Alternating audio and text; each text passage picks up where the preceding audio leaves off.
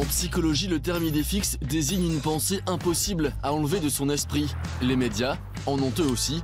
Voici celle de cette semaine.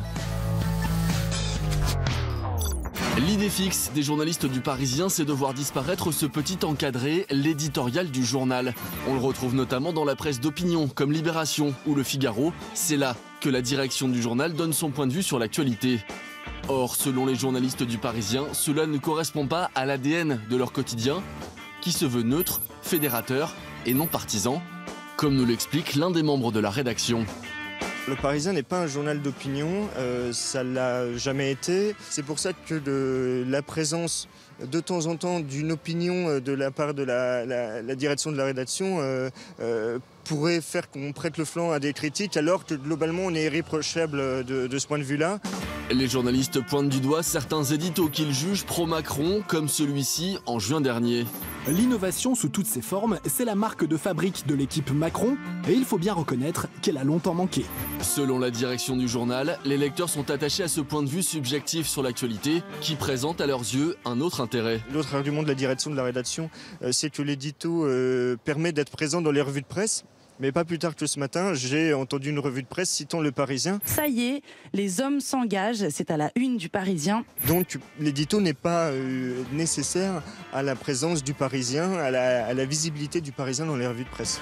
La grogne monte, mais la direction tient bon. Pour l'instant, elle garde son édito.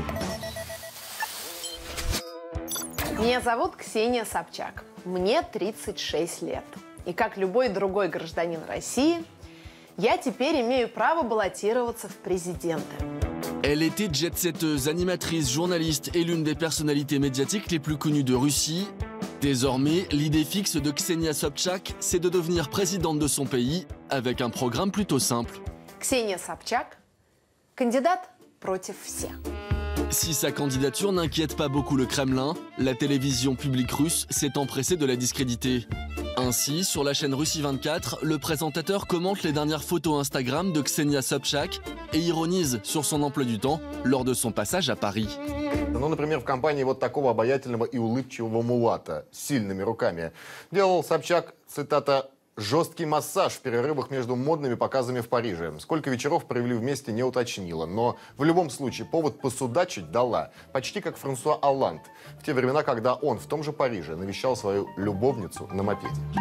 On attend de voir si la télé publique russe réservera le même traitement à Vladimir Poutine, mais on a quelques doutes. Aux États-Unis, l'idée fixe de la chaîne CNN est la suivante, les faits d'abord, comme l'explique cette pub dévoilée lundi et que vous avez vue partout. This is an apple. Some people might try to tell you that it's a banana. They might scream banana, banana, banana over and over and over again. Une publicité qui vise, sans le nommer, Donald Trump et son habitude de s'arranger avec la réalité. Cette publicité a été immédiatement parodiée, exemple avec cette vidéo du site américain BuzzFeed qu'on a tenté de vous traduire. Knock knock. Who is there? Banana. Again, the door knocks. Who is there? Orange. Orange who? Orange, you glad I didn't say banana. Une blague niveau CM1 à laquelle a répondu CNN sur Twitter via l'un de ses journalistes. J'imagine que c'est ce genre de blague qui explique la croissance de 0% de l'audience de BuzzFeed l'année dernière. Le monde des médias ressemble parfois à une gigantesque cour de récré.